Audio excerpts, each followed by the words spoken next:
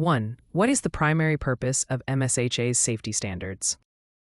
A. To improve worker productivity.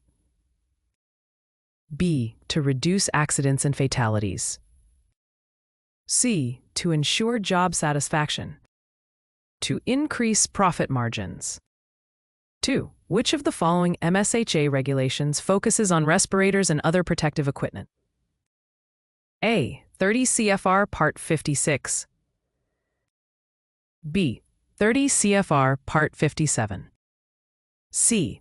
30 CFR Part 75. D. 30 CFR Part 14. 3. What is the maximum allowable concentration of dust in underground mines according to MSHA standards? A. 2.0 mg/d per meter squared. B. 1.0 milligrams per meter.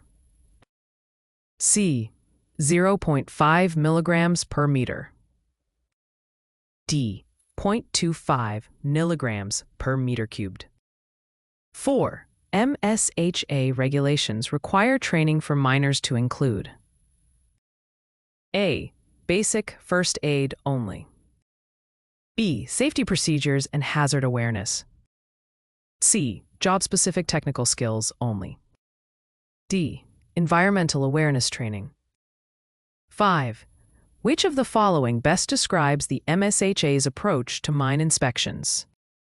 A. Randomized inspections only. B. Inspections based on worker complaints. C. Regular and comprehensive inspections. D. Inspections every 5 years. 6. MSHA's dust control program is primarily concerned with: A. Eliminating all underground dust. B. Reducing workers' exposure to harmful dust. C. Preventing dust from accumulating on equipment. D. Increasing dust production for safety.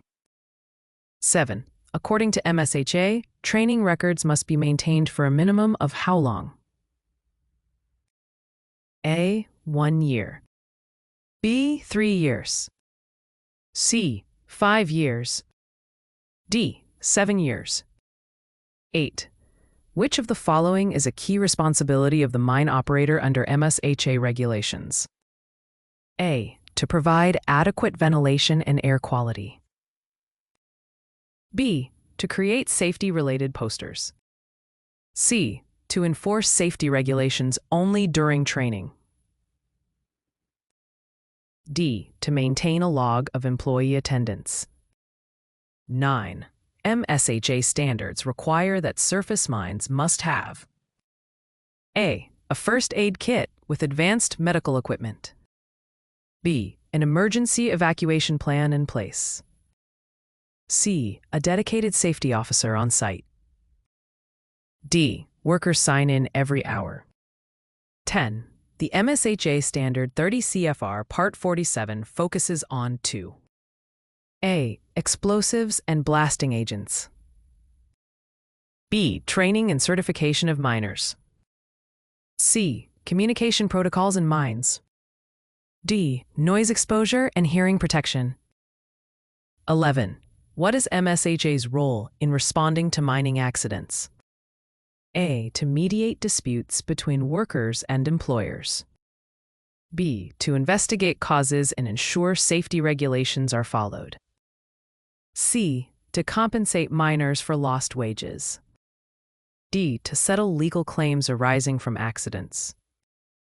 12. MSHA regulations mandate that miners wear personal protective equipment, PPE, in: A. Only high-risk areas. B. All areas of the mine where risk exists. C. Underground mining operations only. D. Surface operations only. 13. Which type of mine is regulated under MSHA's Metal and Non-Metal Mine Safety Act? A. Coal mines only. B. Metal and non-metal mines only. C. All mines across the United States. D. Only underground mines. 14. MSHA compliance officers are authorized to: A. Write citations for non-compliance. B. Provide safety equipment to miners. C. Conduct training sessions for miners. D. Directly intervene in legal disputes.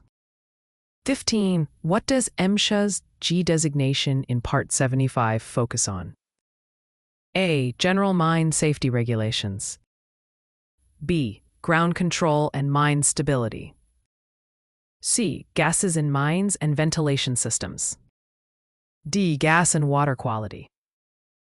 16. MSHA regulations mandate that mine operators provide adequate A. Food and shelter for all workers. B. Ventilation to reduce dust and gas exposure. C. Employee bonuses for safety records. D. Rest breaks every 30 minutes. 17. In the case of an underground mining emergency, MSHA requires A. Evacuation of the mine site without notice. B. Immediate rescue efforts regardless of risk. C. A comprehensive emergency response plan. D. Immediate notification to local media. 18. The MSHA Hazard Communication Standard applies to which of the following? A. Safety training on personal equipment. E. Chemicals and hazardous materials in the workplace. C. Environmental awareness at mining sites. D. Employee interpersonal relations. 19. According to MSHA regulations, what must a mine operator do if there is an immediate danger to health or safety? A. Continue operations until the end of the shift. B. Report the danger to MSHA and take corrective action immediately. C. Wait for approval from local authorities. D. Allow workers to voluntarily leave the site. 20. Which MSHA standard applies to electrical equipment in coal mines? A. 30 CFR Part 50. B. 30 CFR Part 77. C. 30 CFR Part 81. D. 30 CFR Part 56. 21. What is MSH's requirement for the placement of safety signs in mines? A. Only at entrances and exits. B. At locations where potential hazards exist. C. At every piece of equipment used. D. Only in administrative areas. 22. MSHA's Fatality Inspection Program focuses on A. Improving air quality in mines. B. Investigating and preventing fatalities. C. Evaluating miners' physical fitness. D. Enforcing operational cost reductions. 23. MSHA's 30 CFR Part 62 addresses A. Safety practices for mine inspections. B. Ground control in surface mining. C. The use of mining equipment. D. Coal dust explosion hazards. 24. MSHA mandates that all mine operators must A. Provide personal medical coverage to all miners. B. Maintain regular contact with federal authorities. C. Conduct regular safety drills and assessments. D. Issue uniforms to all miners. 25. The MSHA Standard 30 CFR Part 46 focuses on A. Dust control in mining areas. B. Surface mine safety training. C. Underground rescue operations. D. Handling hazardous waste materials. 26. MSHA's regulations regarding noise exposure mandates A. A minimum of 1 hearing test per year. B. Immediate cessation of operations above certain noise levels. C. The use of hearing protection when noise exceeds specified decibel levels. D. Work in silent environments. 27. What should a mine operator do if they encounter a safety hazard that is not covered by MSHA regulations? A. Notify MSHA and take immediate corrective actions. B. Ignore the hazard until the next inspection. C. Seek advice from local unions. D. Report it to the state government only. 28. MSHA's 30 CFR Part 56 applies to which type of mine? A. Coal mines only. B. Underground mines only. C. Surface metal and non-metal mines. D. Both underground and surface mines. 29. What does MSHA's I designation in 30 CFR parts refer to? A. Underground coal mining standards. E. Mine and workplace inspection reports. C. Identification and mitigation of mine hazards. D. Informal hazard assessments by employers. 30. MSHA standards require that miners are informed about A. Financial aid options. B. Available personal safety measures and the risks of non-compliance. C. Job perks offered by mining companies. D. Upcoming union meetings.